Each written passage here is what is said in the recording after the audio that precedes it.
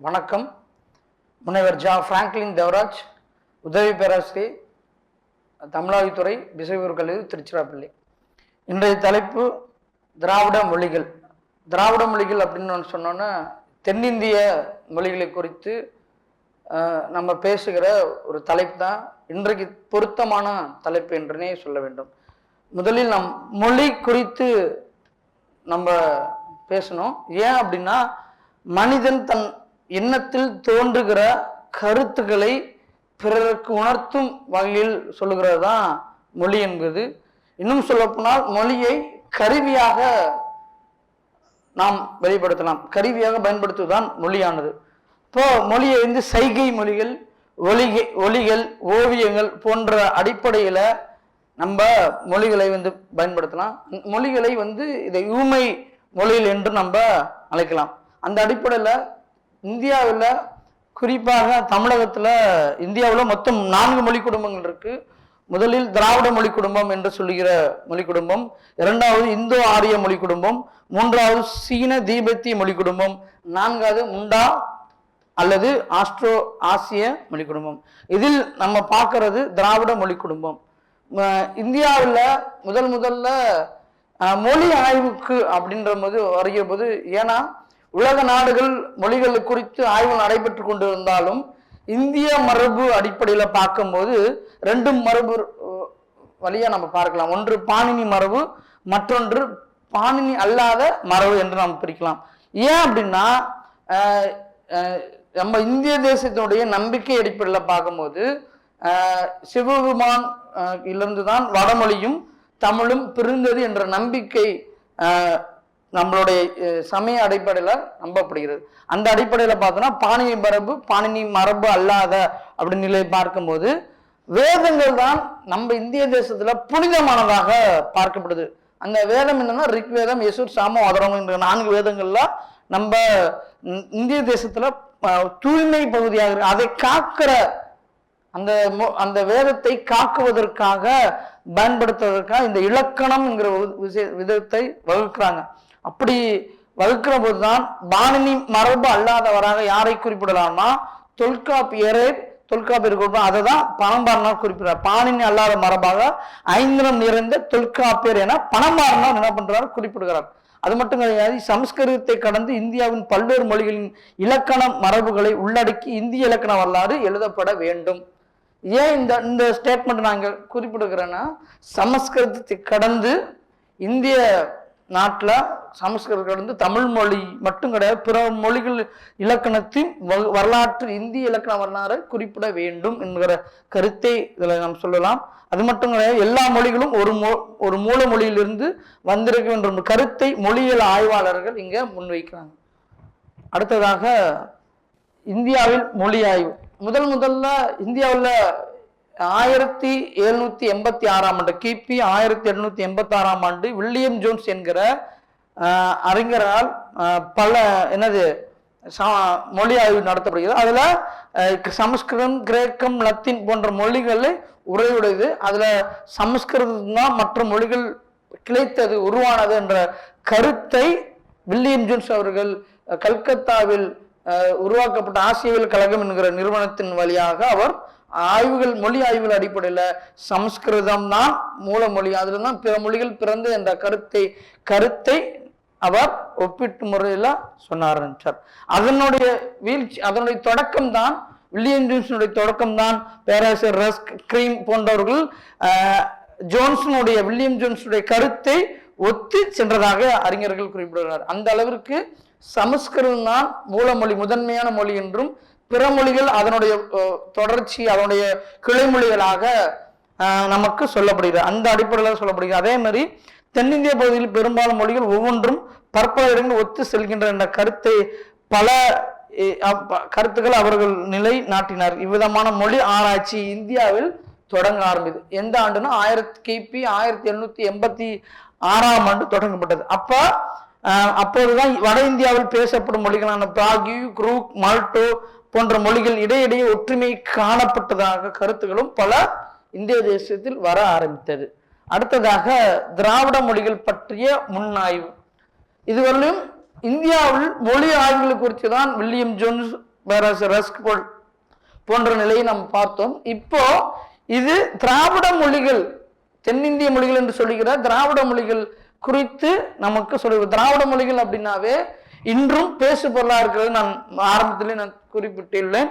ஏனென்னா தமிழ், தெலுங்கு, கன்னடம் போன்ற மொழிகள் தமிழிலிருந்து தான் பிரிந்தது என்ற நிலையை பல அறிஞர்கள் இங்கே குறிப்பிடுறாங்க. அந்த வகையில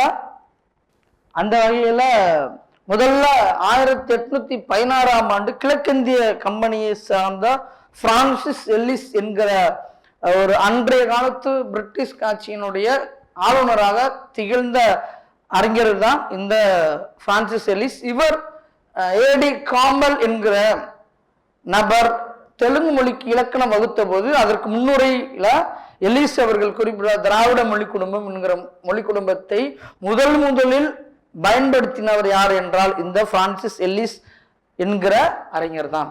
அந்த நபர் குறிப்பிட்ட பிறகுதான் தமிழ் திராவிட மொழி குடும்பம் அல்லது தென்னிந்திய மொழி குடும்பம் என்கிற ஒரு வரையறை, அந்த ஒரு குடும்பம் ஃபேமிலி என்கிற விஷயத்தை முதன்முள்ள குறிப்பிட்டவர் பிரான்சிஸ் எல்லிஸ் ஒயிட் என்கிற அறிஞர் தான் என்று குறிப்பிடலாம்.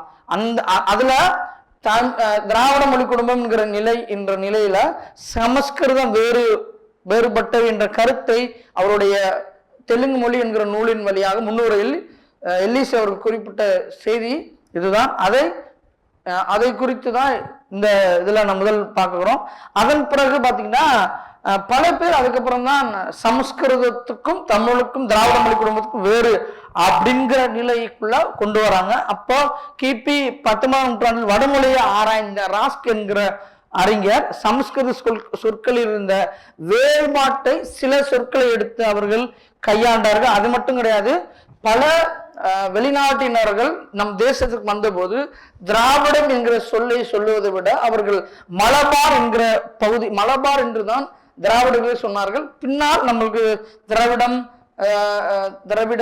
தமிழ் அப்படின்ற சொற்கள் நம்மளுக்கு மருவி வந்ததை நம்மளுக்கு எல்லாத்துக்கும் தெரிந்த ஒன்றுதான். அப்போ மலபார் என்கிற சொல்லாடல் திராவிடத்தை தான் குறிக்கிறது ஒன்றாக நம்மளுடைய இந்த ரஸ்க் என்கிற அறிஞர் வெளிப்படுத்திருக்கார். அடுத்ததாக 1844ஆம் ஆண்டு கிறிஸ்டியன் லாசர் என்கிறவர் பிராகி என்ற மொழியை தென்னிந்திய மொழிகளுடன் தொடர்பு கொண்டது என்கிற கருத்தை முதலாக பதிவு செய்கிறார். பிராகி என்றது வடமொழி சேர்ந்துதான் இருந்தாலும் ஆனா என்ன பண்றாங்க, தென்னிந்திய மொழிகளோடு தொடர்பு கம்பேர் பண்ணி பார்க்குறோம், தொடர்புபடுத்தி ஒப்பிட்டு பார்க்கும்போது இதுவை நம்மளுக்கு சொல்லப்படுகிறது. அதே மாதிரி சிராபூரில் வாழ்ந்த கிறிஸ்தவ பாதிரியான வில்லியம் கேரி, அடுத்தது வில்லியம் கேரி என்கிற அறிஞர், அவர் தமிழ், தெலுங்கு போன்ற மொழிகள் தனி குடும்பம் சார்ந்ததாக கருத்துக்கள் சொல்லப்படுகிறது. அது வட இந்திய மொழிகளிலிருந்து வேறுபட்டது என்றதை அவர் தன்னுடைய ஆய்வுகள் வழியாக குறிப்பிடுகிறார்.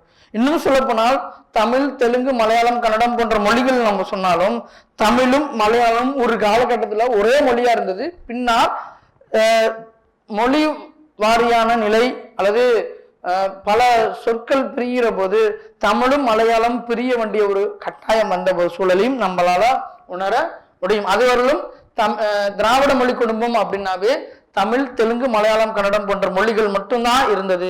பின்னாடி மொழி மாநில ரீதியா பிரிக்கும் போது இவை பிரிந்ததாக கருத்தில் கொண்டு, அது மட்டும் கிடையாது, வாட்டர் லியட் என்கிறவர் கோண்டு மொழின்னு ஒண்ணு இருக்கு, அது திராவிட மொழி குடும்பத்தை சேர்ந்தது. இது திராவிட மொழி குடும்பத்தை ரெண்டா பிரிக்கலாம், ஒண்ணு பண்பட்ட மொழிகள், பண்படாத மொழிகள். நான் பின்னாடி குறிப்பிடுகிறேன். அல்ல வாட்டர் லியட் என்கிறவர் கோண்டு மொழியினுடைய தொடர்பை தெலுங்கு, தமிழ், கன்னடம் ஆகிய மொழிகளின் சொற்களோடு ஒப்பிட்டு இம்மொழியின் உறவை ஆராய்ந்தார்.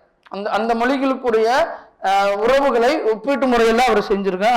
அதுக்கப்புறம் ஆர் ஸ்டீவன்சன் என்கிற அறிஞர் சமஸ்கிருதம் இல்லாத இந்திய வட்டார மொழிகளினுடைய சொற்களின் ஒப்பீட்டு ஆய்வு கட்டுரை ஒன்று எழுதி வெளியிட்டாராக குறிப்புகள் நமக்கு சொல்லப்படுகிறது. அதன் பிறகு பார்த்தீங்கன்னா பேராசிரியர் ராபர்ட்ஸ் என்கிற அறிஞர் தன்னுடைய பேச்சு வழக்கில் மட்டுமே உள்ள மாட்ட மொழியா இருந்தார். பேச்சு வழக்கு, நம்ம பேசுகிற தமிழ் மொழியில ஒரு சிறப்பு என்னன்னா பேச்சு வழக்கு இருக்கு, எழுத்து வழக்கு. இந்த ரெண்டுமே உலகத்திலேயே பார்த்தீங்கன்னா உலக நாடுகள்ல 7102 மொழிகள் இருக்கிறது. அந்த 7102 மொழிகள்ல 11 பண்புகளுடைய ஒரே மொழியாக நம்மளுடைய தமிழ் மொழி இருக்கு. அந்த அடிப்படையில் பேச்சு வழக்குகளாக மாட்டு மொழியை ஆராய்ந்திருக்கார் பேராசிரியர் ராபர்ட்ஸ் என்கிறவர். அடுத்த தோடா மொழியை பற்றி ஸ்டீவன்ஸ் என்கிறவர் ஆராய்ந்திருக்கிறார் 1837. அதன் பிறகு 1838 பேராசிரியர் லீச் என்கிறவர் பிராகு மொழியை பற்றி ஆராய்ந்திருக்கார். இதுல இருந்து என்ன தெரியுதுன்னா, ஒவ்வொரு மொழியிலையுமே ஒவ்வொரு அறிஞர்கள் மொழி ஆய்வு செஞ்சிருக்காங்க. அந்த அடிப்படையில ஒவ்வொருத்தரா நம்ம சொல்லலாம். அடுத்தது அறிஞர் ஜான் பெர்சிவல். இந்த ஜான் பெர்சிவலை குறிப்பிடுகிற போது 6000க்கும் மேற்பட்ட பழமொழிகளை தமிழ் பழமொழிகளை ஒன்று திரட்டி ஆங்கிலத்தில் மொழிபெயர்த்து வெளியிட்ட ஒரு பெருமகனார் தான் இந்த பெர்சிவல் என்கிற நபரை சொல்லலாம். மிக முக்கியமான நபர். அவர் கியூ மொழி என்கிற மொழியை திராவிட மொழிகளாக குறிக்கிற கியூ மொழியை 1851ஆம் ஆண்டு ஆராய்ந்துள்ளார். அதன் பிறகு ஆக்சன் என்கிற அறிஞர் 1848-56ஆம் ஆண்டுல நடு இந்தியாவிலும் இமயமலை பகுதியிலும் தென்னிந்திய பகுதியும் உள்ள பழங்குடி மக்களின் சொற்களை பலவற்றை அவர் என்ன பண்றார், எடுத்துக்காட்டு அவை தென்னிந்திய மொழிகளின் இனத்தை அவர் சுட்டி காட்டுள்ளதாக இந்த ஆய்வேட்டு மூலம் குறிப்பிடப்படுது. அதே மாதிரி மேக்ஸ் முல்லர் ரொம்ப ரொம்ப முக்கியமான நபர். ஏன் அப்படின்னா, பெரஸ் மேக்ஸ் முல்லர் தான் தென்னிந்திய மொழிகள் பலவற்றை ஆராய்ந்து அவருடைய வடமொழிகளிலிருந்து வேறுபட்ட என்ற உண்மையை எடுத்துரைத்தார். இதன் அடிப்படையில் பார்க்கும்போது பல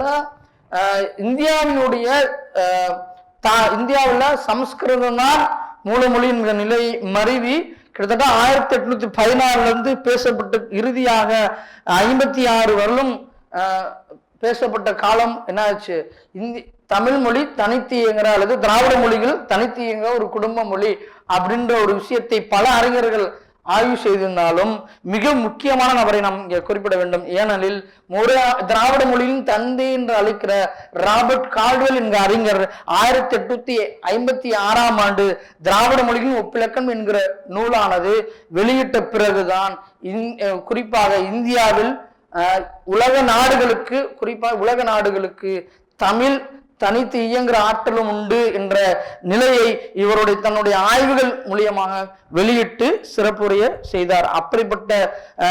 அப்படிப்பட்ட திராவிட மொழியின் குறித்த மொழி ஆராய்ச்சி ஒரு பெரிய சிந்தனை பள்ளியாக உருவெடுத்தது என்று நாம் குறிப்பிடலாம். அடுத்து திராவிட மொழி இனமும் மொழிகளும் அப்படிங்கிற தலைப்புல கால்டுவெலை நம்ம குறிப்பிடலாம். ஏன் அப்படின்னா, திரும்ப சொல்றேன், திராவிட மொழிகளின் தந்தை என்று அழைக்கிற நபராக கால்டுவெலை குறிப்பிடும் போது திராவிட மொழிகளை திருந்திய மொழிகள் என்றும் திருந்தாத மொழிகள் என்றும் சொல்லுவோம். பண்பட்ட மொழிகள், பண்படாத மொழிகள் அப்படின்ற அடிப்படையில் 2 வகையாக நம்ம பிரிக்கலாம். திருந்திய மொழிகள் தமிழ், தெலுங்கு, கன்னடம், மலையாளம், துளு, குடகு இந்த 6 மொழிகளுமே திருந்திய மொழியாக நம்ம குறிப்பிடலாம். குறிப்பா தமிழும் மலையாளம் ஒரு காலகட்டத்தில் ஒரே மொழியா இருந்தது. பிறகு கிளை மொழியா தமிழிலிருந்து பிரிந்ததாக மற்ற மொழிகள் தெலுங்கு, கன்னடம், மலையாளம், துளு, குடகு போன்ற மொழிகள் பிரிந்ததாக நம்மளுடைய குறிப்புகள் உண்டு. அது மட்டும் கிடையாது, இது இலக்கிய வளம் மிகுந்தது.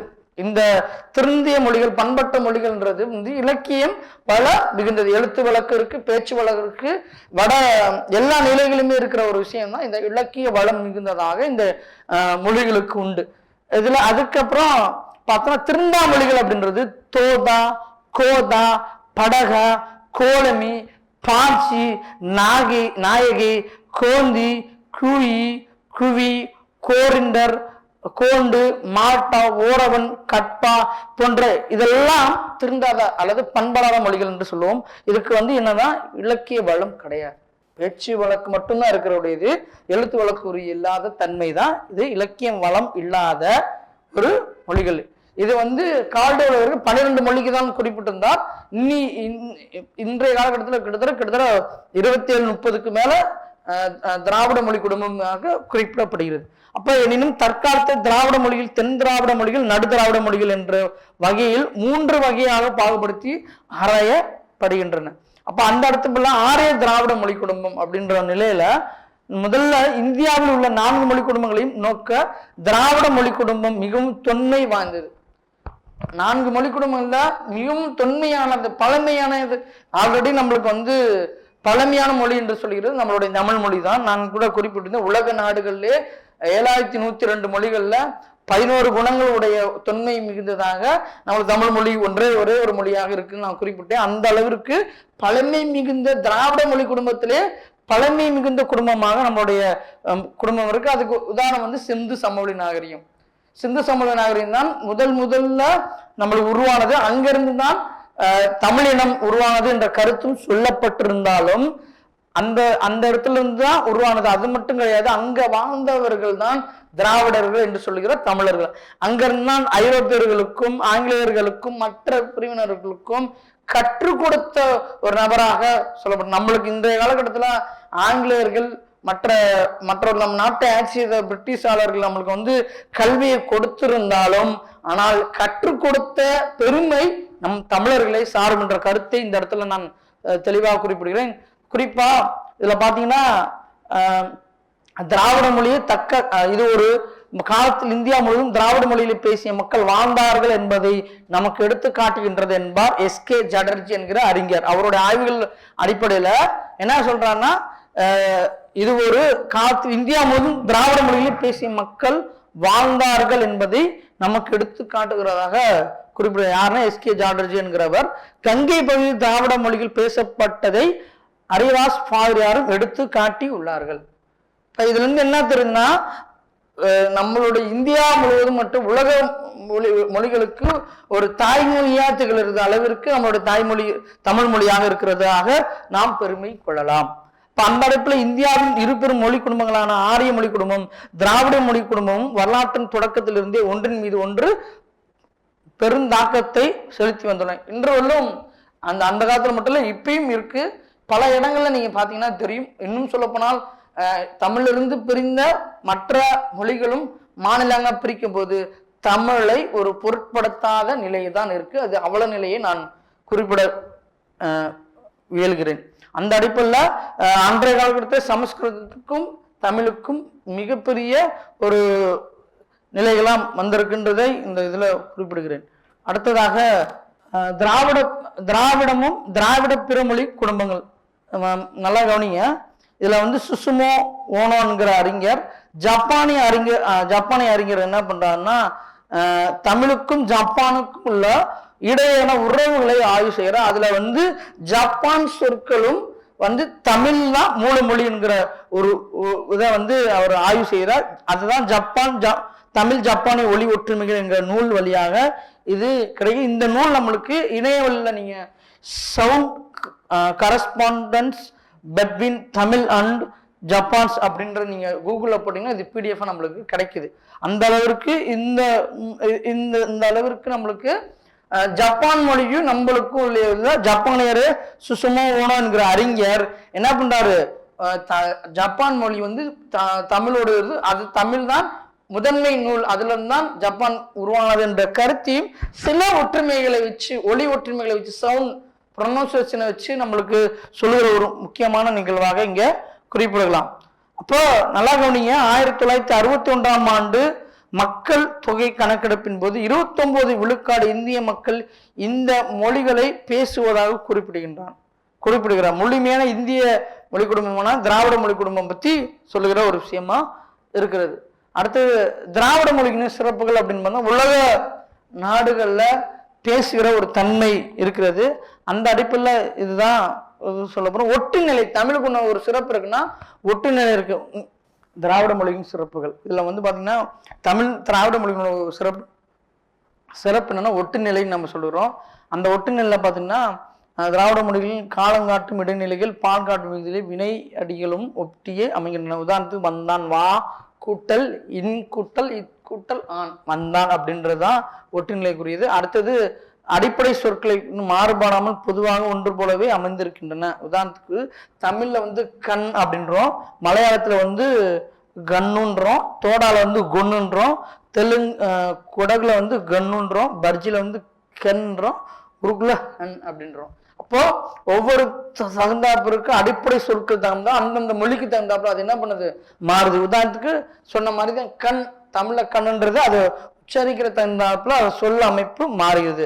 அதே மாதிரி எண்ணு பெயர்கள் மிக முக்கியமானது. தமிழ்ல ஒரு மிக முக்கியமான எண்ணு பெயர்களை பாத்தீங்கன்னா 3 3 3 3 அப்படின்றது ஒவ்வொரு தகுந்தாப்புல மொழிக்கு தகுந்தாப்புல மாறுது. ஆனா கிட்டத்தட்ட அதோடைய தமிழுடைய தாக்கம் தான் இருக்கிறது. அப்ப இதுல நம்மளுக்கு என்ன தெரியுதுன்னா நல்லா கவனிச்சுங்க, திராவிட மொழி எல்லா மொழிகளுக்கும் முதன்மையான தாய்மொழியா இருக்கு.